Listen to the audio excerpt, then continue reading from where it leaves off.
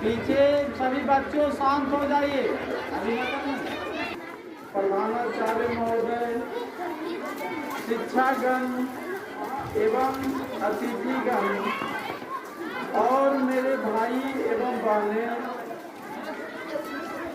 आप सभी को यह 76वां गणतंत्र दिवस के शुभ अवसर पर हार्दिक अभिनंदन करता हूँ।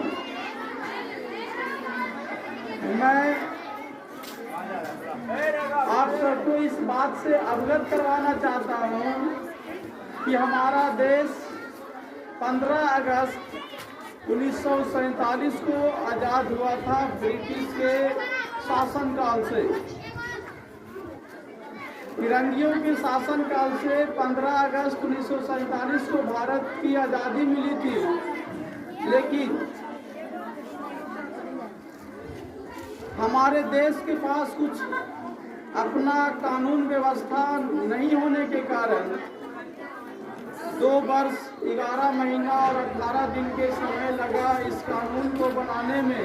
इसमें अहम भूमिका निभाई भारत के स्वतंत्रता सेनानी भीमराव अम्बेडकर, प्रेम बिहारी, सच्चिदानंद सिन्हा, डॉक्टर राजेंद्र प्रसाद इत्यादि बहुत से ऐसे राजनेता ने इस काम को अभिन्न पूर्वक निभाया और उसके बाद यह कानून हमारा 26 नवंबर 1949 को बनकर तैयार हो गया था।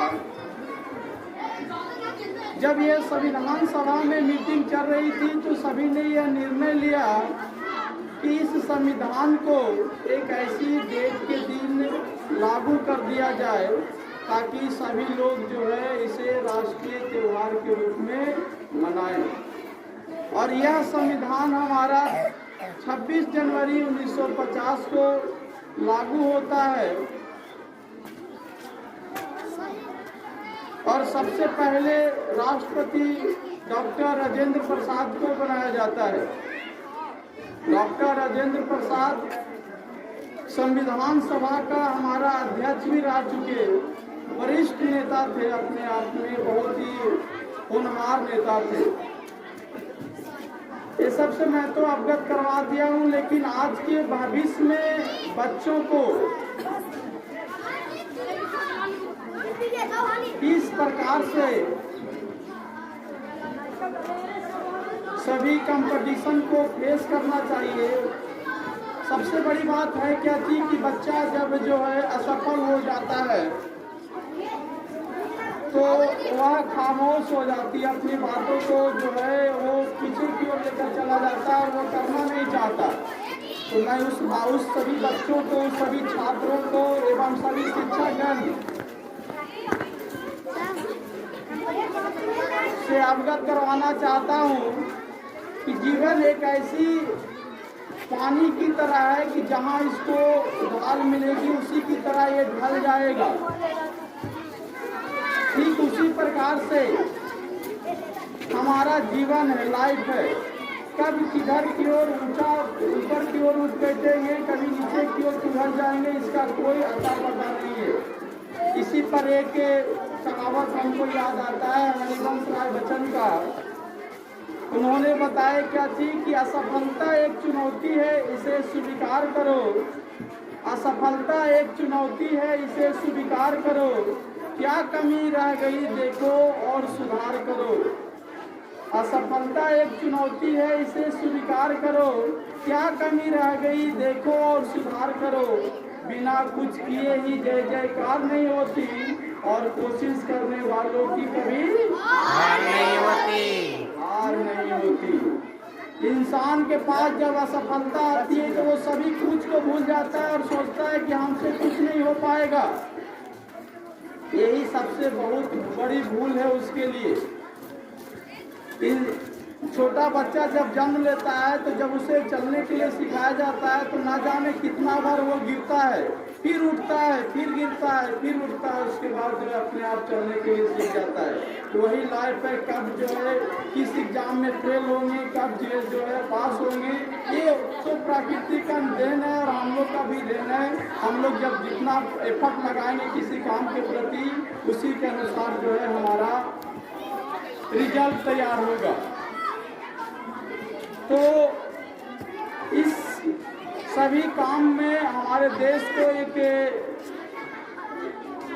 अंग्रेज के शासन से आज़ाद करवाने वाले बहुत वरिष्ठ नेता भीमराव अम्बेडकर, सुभाष चंद्र बोस भी एक बहुत ही अभिन्न नेता थे। उन्होंने एक बात कही थी हिटलर से हाथ मिलाने के बाद कि मैं भारत में रहूं या ना रहूं, मैं भारत में रहूं या ना रहूं, मैं भारत के जमीन पर रहूं या ना रहूं, मैं कहीं पर भी रहूंगा, इस भारत देश पर आंच नहीं आने दूंगा और कोई भी इसे आंख उठाकर देख नहीं सकता है जब तक मेरा भारत अंग्रेज के शासन से आज़ाद ना हो जाए। तो ऐसे ऐसे नेता ने हमारे देश को आज़ाद करवाया। बहुत से ऐसे नेता हुए, पंडित जवाहरलाल नेहरू, भगत सिंह, राजगुरु सुखदेव। इन्होंने जो है अपना शरीर को जो है उस आग में झोंक दिया, वैसा ऐसे काम किए। इस जमीन को दूसरे की जमीन हाथ से निकालने के लिए उन्होंने क्या क्या नहीं कर बैठा। इसलिए मैं आप भी सभी को यह आग्रह का यह सूचित कर देना चाहता हूँ कि आप अपने जीवन में अगर सफल होना चाहते हो तो असफलता मिलेगी, उस बात से आप कभी भी खामोश मत हो जाइएगा। उसके बाद दुगना ताकत से जो है उसी काम में लग जाना है।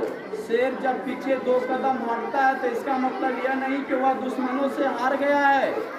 शेर 2 कदम पीछे लेता है, इसका मतलब वो दुश्मनों से हार नहीं गया है, वो अपनी दुगना एफर्ट के साथ उस पर जो है वो वार करता है और दुश्मन को जो है वो मात दे देती है। तो पीछे हटने का मतलब यह नहीं कि मैं हार चुका हूँ, अब हम कुछ नहीं कर पाऊंगा, मैं सभी काम को कर पाऊंगा। कोई ऐसी काम नहीं जिसे नहीं कर सकते हैं, वो मेरे लिए बना है और उसे मैं ही करूँगा। इसी बात से हम आप सभी को अपनी वाणी को समाप्त करते हैं। Thank you. जय भारत। भीमराव अम्बेडकर की जय।